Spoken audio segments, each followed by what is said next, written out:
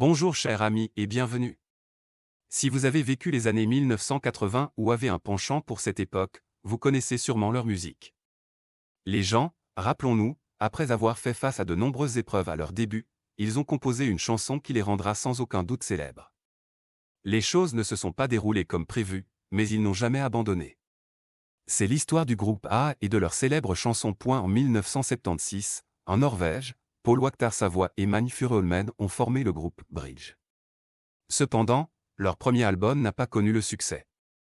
Ils ont réalisé qu'ils avaient besoin d'un chanteur charismatique et expérimenté. Après beaucoup d'insistance et d'efforts marketing, ils ont finalement convaincu Morten Harket de diriger le groupe. Au départ, Harket a décliné l'offre, mais un an plus tard, lorsque Furuholmen et Waaktaar Savoie sont revenus à Oslo avec de nouvelles chansons et un nom différent, il a accepté de répéter avec eux.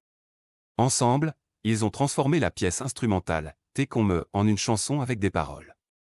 Finalement, après plusieurs années, il accepta et le groupe A fut fondé le 14 septembre 1982. Les trois jeunes artistes décidèrent de se lancer dans une retraite créative, passant des mois dans une cabane isolée appartenant aux parents de Savoie. Là, ils ont commencé à écrire des paroles et à préparer ce qui allait devenir le premier album d'A, comprenant 9 chansons enregistrées. Ils sont allés à Londres et ont approché de grandes maisons de disques, mais ils ont été complètement rejetés et ignorés. Après avoir dépensé le peu d'argent qu'ils avaient, ils ont dû retourner en Norvège. Cependant, ces jeunes déterminés ne se découragent pas. Quelques mois plus tard, ils tentent à nouveau, bien décidés à réussir la scène extravagante et glamour dont ils ont été témoins en 1993 en simples spectateurs.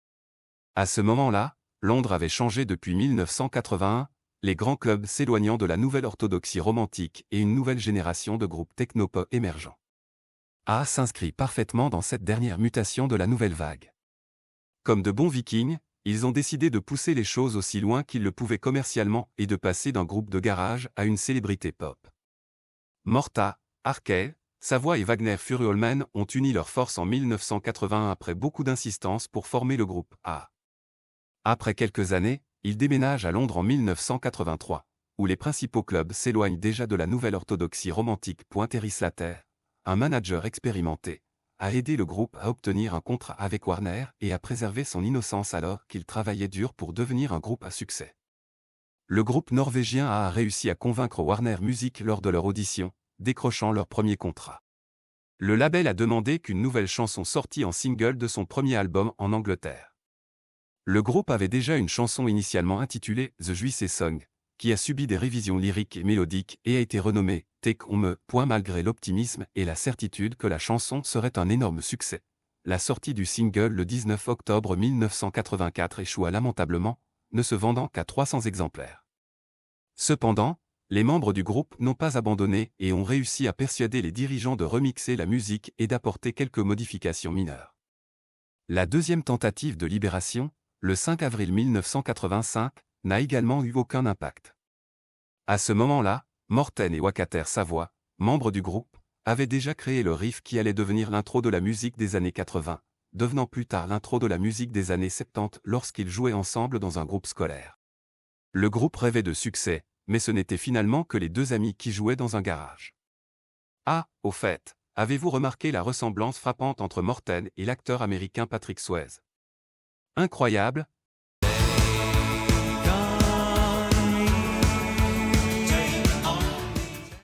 Non, en 1984, le simple clip vidéo mettait en scène 3 jeunes individus chantant et jouant sur un fond bleu.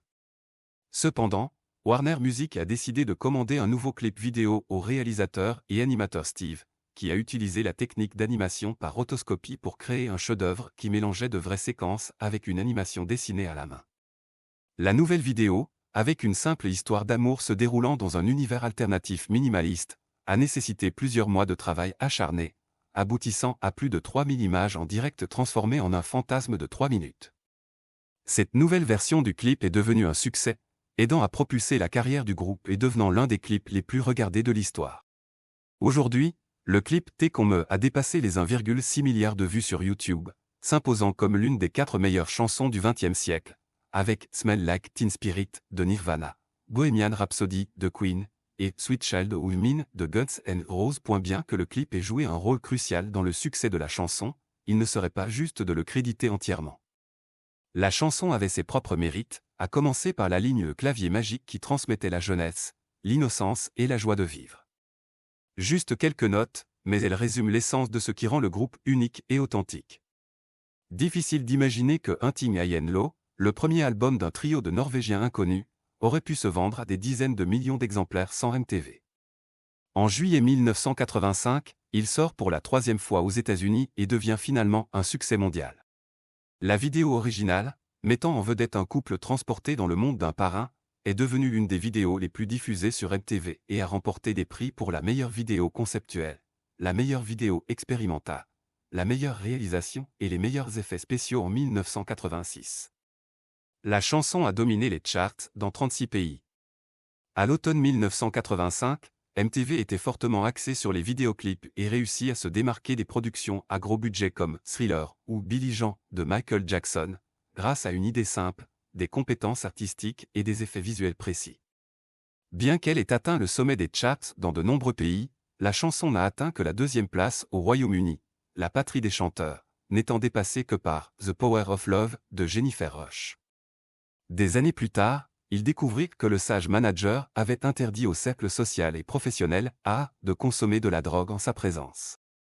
Il avait travaillé avec des groupes alimentés par la drogue et voulait qu'ils restent propres, en bonne santé et concentrés, menaçant même de casser les jambes des gens s'ils prenaient de la drogue autour d'eux.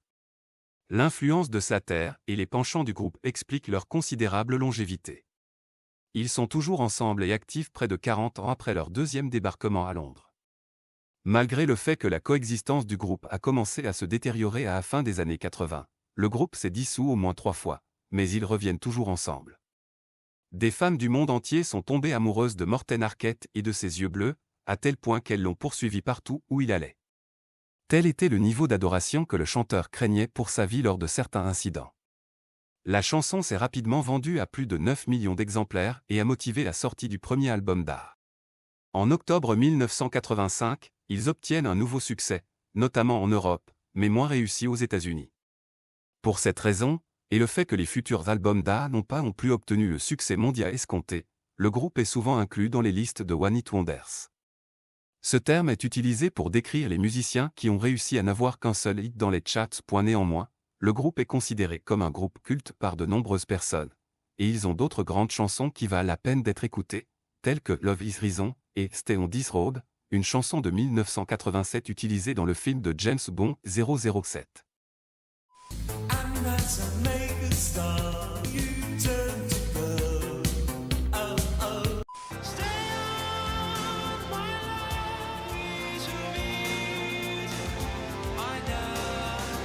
Les lumières du jour vivantes. Après que les albums suivants n'aient pas connu beaucoup de succès dans les ventes, le groupe Araja a été dissous en 1994. Cependant, au fil des ans, ils se sont réunis à plusieurs reprises, ont enregistré de nouvelles chansons et continuent de se produire sporadiquement. Le groupe Araja s'est produit plusieurs fois au Brésil tout au long de sa carrière, 6 fois au total. Ils ont fait leur première tournée dans le pays en 1989 et sont depuis revenus plusieurs fois pour des spectacles dans diverses villes comme São Paulo, Rio de Janeiro, Brasilia et Belo Horizonte, entre autres. La dernière fois qu'ils ont joué au Brésil, c'était en juillet de l'année dernière dans le cadre de la tournée célébrant le 35e anniversaire de l'album Hunting High & Low, qui contient des tubes comme Take On Me et The Sun Always Shine on TV. L'année dernière, le documentaire The Movie est sorti, explorant l'univers particulier du trio norvégien, qui a sorti en 1985 Take On Me, l'une des chansons les plus populaires de Spotify près de 40 ans plus tard. Comment survivent-ils au succès prématuré d'une chanson exceptionnelle? Pas très bien, à en juger par ce qui est dit dans The Movie. Le documentaire sur le groupe de pop norvégien montre que s'il y a une chose que les membres du groupe ont en commun, outre une tendance indésirable à s'insulter, c'est qu'ils détestent tous les chanteurs de leur groupe. Nuit après nuit, le groupe est obligé de jouer la chanson à plusieurs reprises, mais ils ne la considèrent pas nécessairement comme l'une de leurs meilleures chansons. Ce n'est qu'un des nombreux souvenirs d'une époque lointaine qui ne reviendra pas. Le guitariste Paul Walker Savoie, bien plus résigné que ses acolytes, comprend que la chanson fait partie de la mémoire sentimentale de plusieurs générations et n'appartient plus à ses auteurs. Peu importe ce que nous pouvons ressentir à propos de Take On Me, c'est un hommage à nos fans. Ils se sont tenus à nos côtés, et l'une des rares choses qu'ils demandent en retour est que nous jouions cette chanson en particulier. Concernant Mania et Furuholmen, le claviériste du groupe et le leader des coulisses, ils ont une raison convaincante de détester leur chanson signature. C'est tellement brillant qu'il éclipse le reste de nos chansons.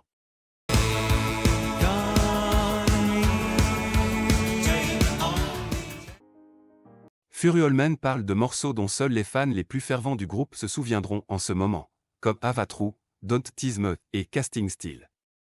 Mania les décrit, sans pudeur, comme des chefs-d'œuvre pop symphoniques. Il y a pitié de les voir éclipsés par leur jeune sœur, une chanson particulière, un peu brillante à sa manière, mais qui éclaire trop.